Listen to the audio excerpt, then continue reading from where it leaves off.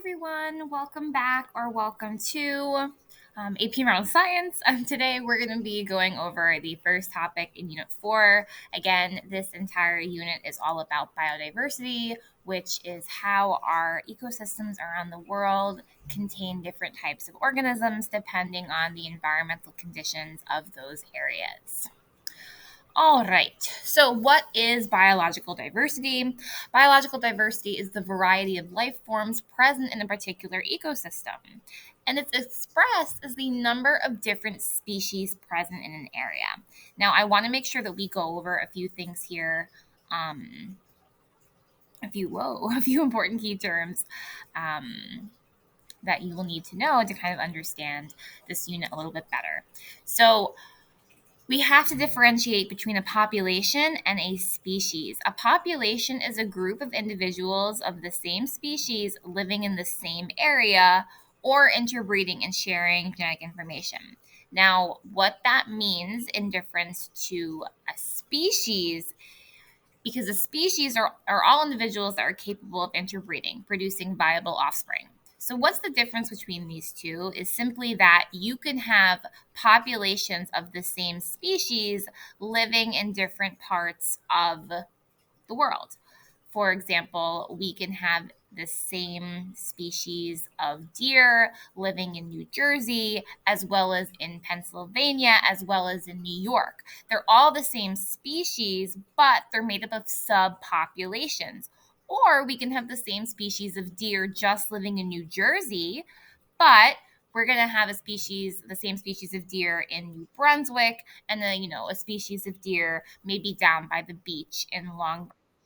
Now, those are both the same species, but different populations because they're in a different area.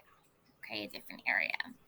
A utilitarian species is a species or group of species that provide a product that is of direct value to people.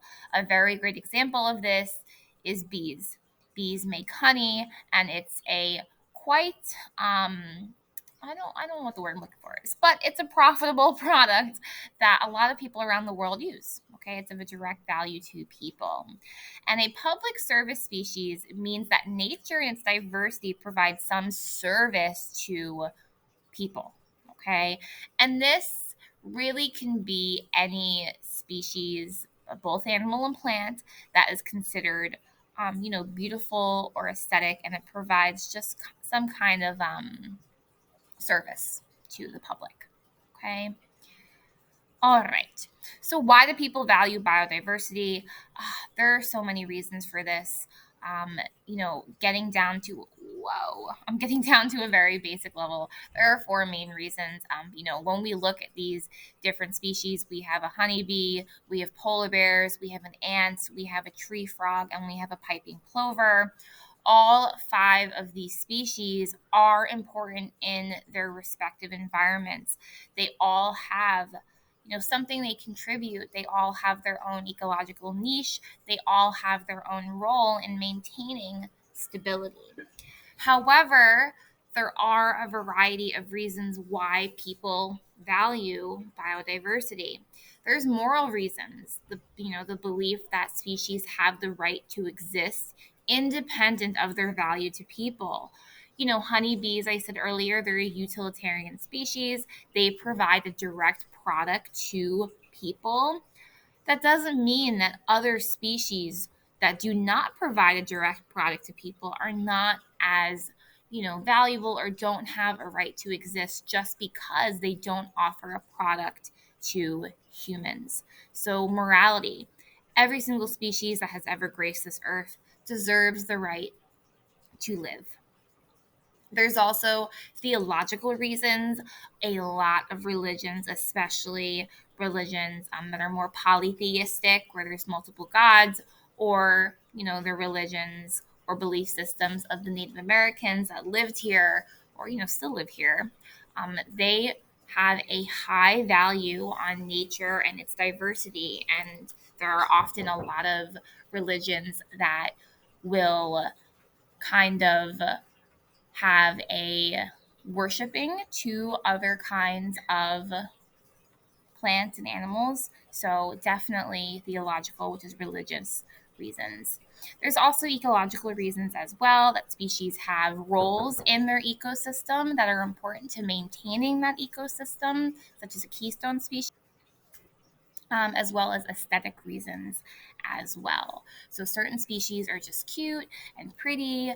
Imagine if they were, more normal roses or baby seals. So these are the four main reasons why people value biodiversity. And we also have some biological diversity basics. So biological diversity involves the following concepts. There are three subcategories of biological diversity. We have genetic, habitat, and species. And it's essentially just diversity within those subcategories. So, for example, genetic diversity is the total number of genetic characteristics of a particular species. So, this is on the molecular scale, the DNA scale. So, this is going to be the different genes, the different base pair sequences of DNA in your DNA, which then result in different phenotypes. That's genetic diversity on the molecular scale.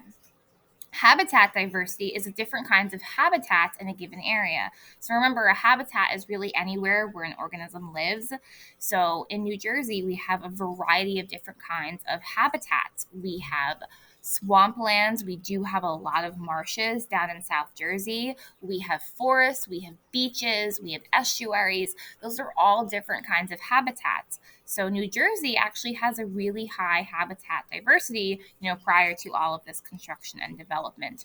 Whereas other places of the country, let's say like Colorado, they do have different kinds of habitats, but they do not have, beaches, or they do not have a lot of swamplands.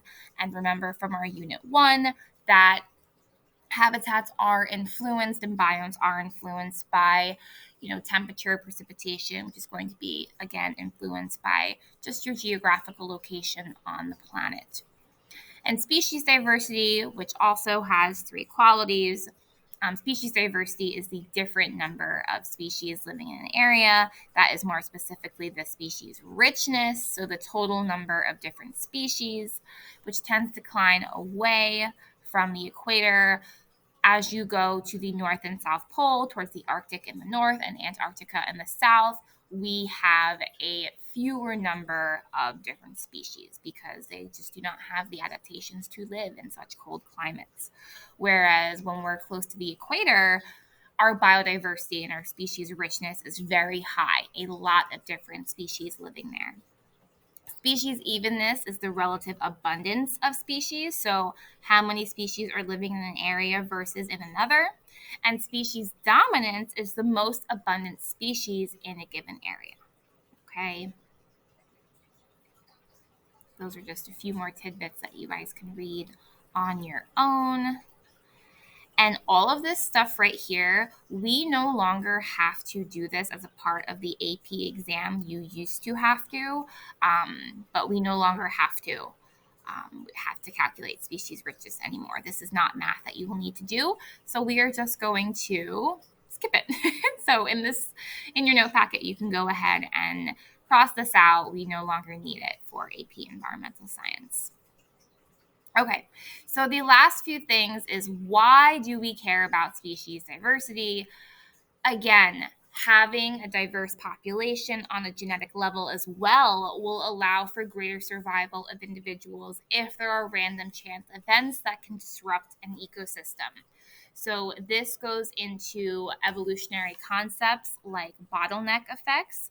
So I didn't get the chance to talk about this too much if you guys had bio with me, but bottleneck events can be random chance events that can, be natural: hurricanes, fires, tornadoes, earthquakes, tsunamis, etc.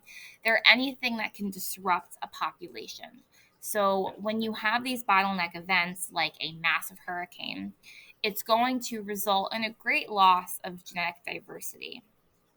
So the kind of rule to this and the observable phenomena that we have seen, in our studies of this is that populations that are larger and more genetically diverse will be more likely to recover from disruption. And we can see that here.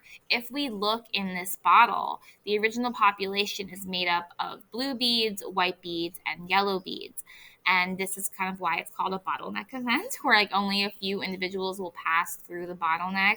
So let's say we have a forest fire and it, is raging for a few days, and we only are now going to have a few surviving species at the end. It's most likely that the few surviving species are going to represent these species that were already in a higher abundance before the bottleneck event. Okay. So here, our bottle had more individuals or more beads that were blue and white rather than yellow. We had our bottleneck event, and the end surviving population is most likely going to represent the population that was already in abundance beforehand. So if we have really large populations that are very genetically diverse, the populations afterwards are more likely to recover from these disruptions. And I have another example here that you guys can read. It's in your notes on your own time. And this kind of goes back to our unit 3, which is generalist and specialist species. Remember that loss of habitat is the number one driver of species extinction. It is a wonderful thing that you can write down for an FRQ. It's typically always a point on the rubric for any FRQs. So remember, loss of habitat is the number one driver of species extinction. Why? All organisms are adapted and have adaptations to their environment. So remember that a specialist species has very special characteristics, a very special diet, a very specific and small niche that it needs to live in order to survive. Whereas a generalist species can adapt to, or already is adapted to, a wide variety of conditions, has a wide diet, and is able to live in a variety of different areas. So what kind of species, a specialist or a generalist species, do you believe would go extinct first if their habitats were destroyed? And it's going to be a specialist species. This has been an FRQ question in the past. So remember that AP is all-encompassing, and these topics build upon one another. So please make sure that from time to time you are reviewing your notes from the previous units, because you will see later on, especially in the later units, that the FRQs will have to include other topics from the previous units, and this is an example as well. Okay. And here are the major factors that tend to increase and decrease biological diversity. I'm not going to go over all of them. You can read them on your own. Just make sure that you are ready and prepared to discuss at least one of each on your test at the end of this month. And we went over this in class, so it's all I have for you guys. If you need anything, let me know, and I'll see you guys in class or later.